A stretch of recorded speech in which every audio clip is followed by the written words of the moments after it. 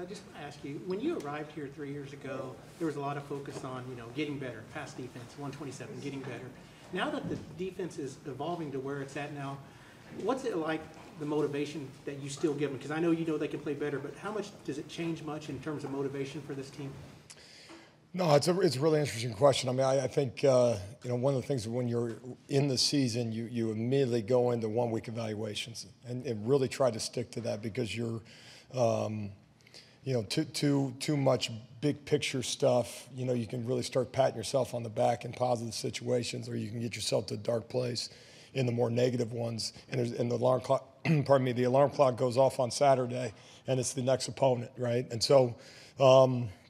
The motivation, as much as anything, as we go through it, is, the chief goal every week is to hold the opponent to 1 less point than our offense scores.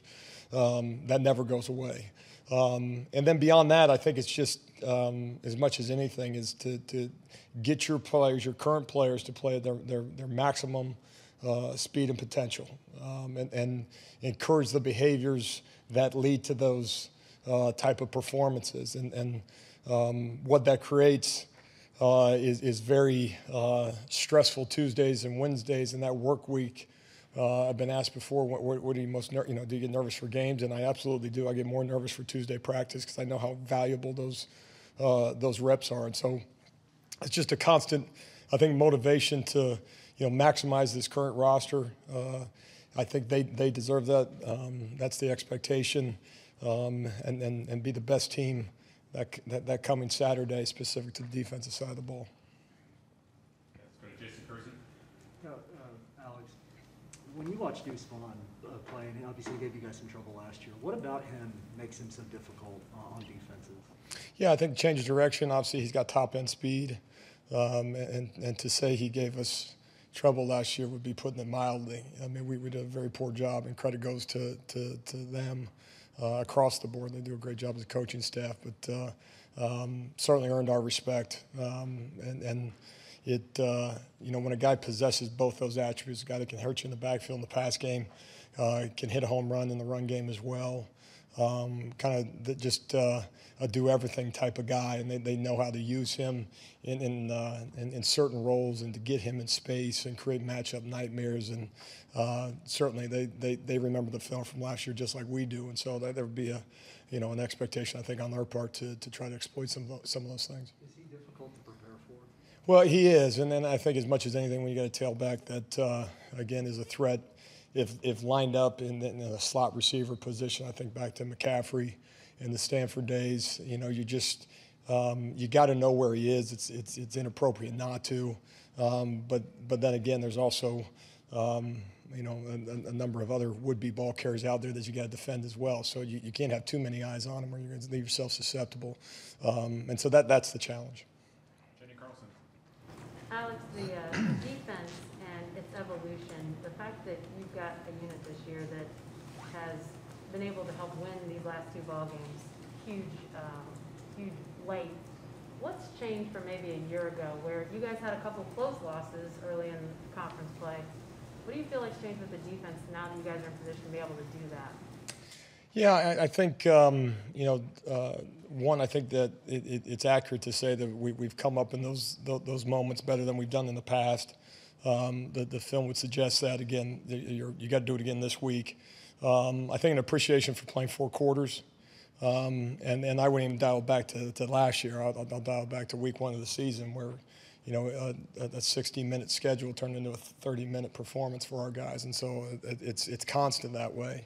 Having an understanding that only your best over a 4-quarter game is going to be good enough. And I think there's a continued appreciation, for that, or more of an appreciation as we go. It's, for the younger guys, it's a reminder. There was a time in the sport where teams would get champions for winning games different ways. That's not how college football is anymore in terms of how people analyze performances.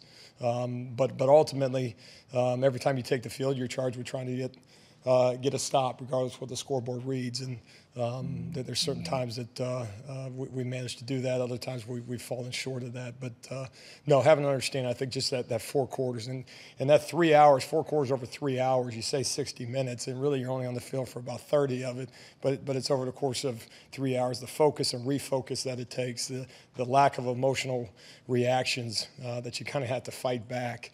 Not being a fan on the sideline, maybe when you're out of there, not giving in when things maybe aren't going your way. All of those things is everything we talk about over the course of the work week. And I think there's a little bit, again, up until this point, we've got to do it again on Saturday, but a little bit more of an appreciation for how hard that is and a willingness to actually go do it.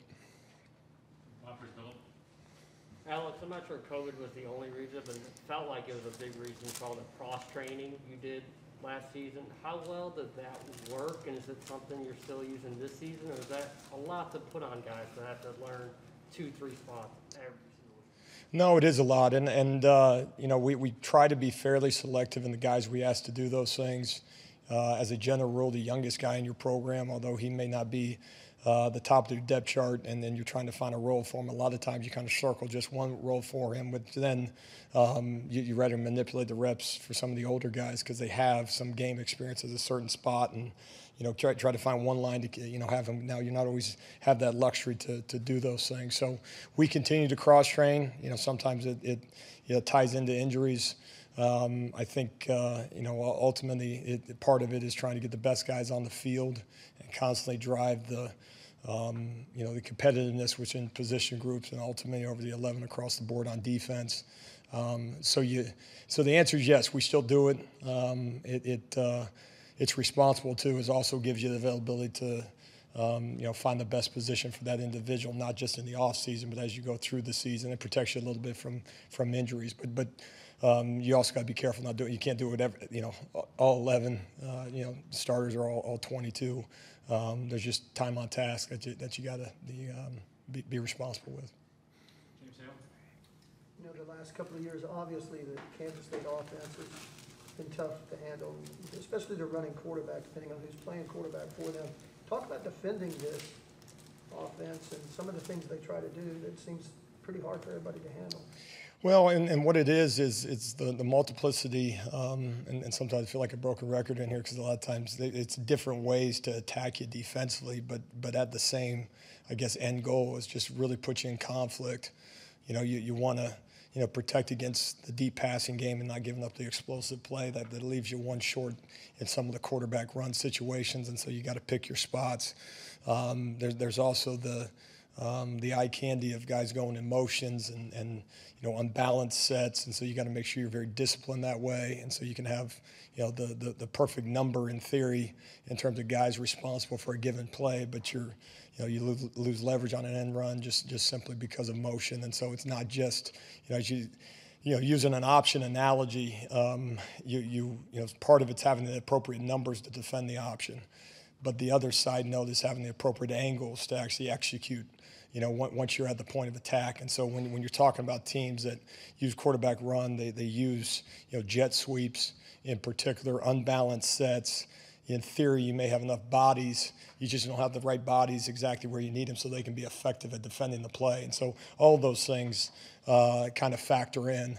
And then off the same action, it could be a vertical passing game. And then they'll line up, throw a slant to a tailback, and he's going to take it 75 yards, and we got to make sure we don't allow that to happen. Hey, Alex, first true road game with a packed atmosphere since 2019. We talked a lot offensively about communication, things like that. What are the challenges for a defense as everything flips when you go on the road? No, it's a good question. So we practice with crowd noise regardless, just as much as anything from a focus standpoint, getting guys locked in, and it makes it very difficult to communicate, which, again, we experience that more in a home atmosphere than on the road. I think the biggest challenge is the momentum plays, if you allow them to make you feel a certain way, feel a whole lot different on the road than they do at home. And so at times it can feel like it's on you, especially over the course of a drive, a positive play. It might get awfully quiet out here when that happens, but now it's the flip side. Now all of a sudden it's, the crowd noise comes with it, and again, I guess the best way I would describe it is a negative play defensively it strikes a feeling in you if you're not careful, And so just having an emotional response, the appropriate emotional response to those things, and dial back in to the appropriate technique and play the call, and not allowing yourself to get inundated with the again, the emotional reactions of the people up in the stands. But that's easier said than done. And it's also awfully fun to do, playing at this level, not just playing at home, but playing in some great venues. Ryan. Yeah, Alex, before the season, we heard you talk, and Lincoln talk about the improvements that Justin Broyles had made. Through 4 games, where do you feel like he is? What have you seen from him? And just what do you expect from him, here the rest of the season? Well, he's played really well, hasn't had a ton of production to go along with it, and sometimes that's indicative of doing the right thing in the secondary because the ball doesn't come your way. That's not always the case. I think in JB's case, it kind of describes it. I mean, he's played multiple positions for us. We've needed him to. We'll continue to need him to do that in every way. That's a team-first guy. It also speaks to all the positions he's played in his career here. He talks about the cross-training aspect of things. He's one of those guys that we've chosen to do that because he can handle it.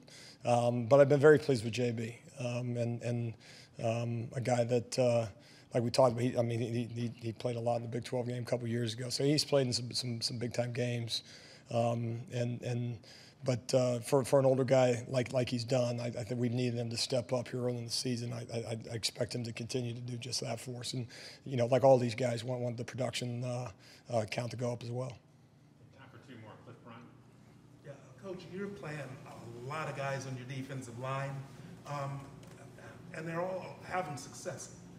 How do you determine from one play to the next, and it seems like they're running it out all the time, who plays on a particular play? Is it merit-based? Is it situational-based? Is it a combination? How do you decide that? Yeah, it's a combination thereof, and a lot of it ties into, as you get into the season, it's performance in the game prior to, or games. At this point, now we go into week 5. It's how they perform over the course of the week in practice. And then once they're in there, how are they doing in the moment? And sometimes you can diagnose that better than others. Some are more obvious than others in terms of maybe it's a mental error or a breakdown that way, or not being physical at the point of attack. I mean, some of those things become more obvious than than others. But all those things factor in. And we rather come out of the game and say we played more guys, not less guys.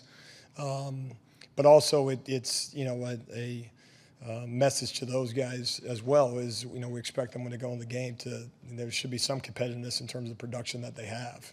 It's not 10 plus 1 at any position. I'm the defensive tackle, 10 other guys will make plays, and I'll just hold a gap. And so we're also analyzing that. Are we getting the production that we need? So all those things factor in. I think overall, more thumbs up than thumbs down. But certainly I think that coming off a game when we didn't have as much production as we anticipate and expect from that group, then it means Tuesday's practice is awfully important in terms of who's going to rotate this next week. Okay, last one, John Hoover. Alex, as it relates to the past 2 Oklahoma-Kansas State games, are there elements of playing against a perpetual underdog like Kansas State? They've kind of cultivated that. Nobody wanted us. We're 3-star recruits, all that kind of stuff.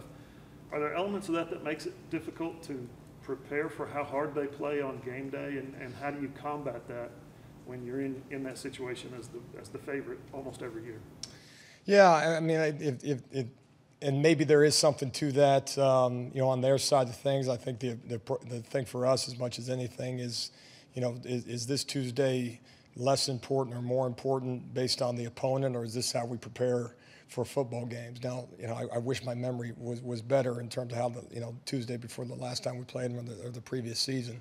I'd be able to speak more to that. But I think as much as anything is having an appreciation for that opponent, that the film that you see, and this is as a general rule, it's appropriate for guys to do this and not even get into evaluations based on the film that you see and the scoreboard that we get the screenshot of before that individual play and start making determinations in terms of where they're at as a program. Where they're at as a program come Saturday is one that has been working this last week to perform very well against the things that we do. And so I think as much as anything is just always having an appreciation for what that opponent is. They're conspiring against you. They work very hard. They have made plays and expect to make plays. And just as we're watching their film, they're watching ours.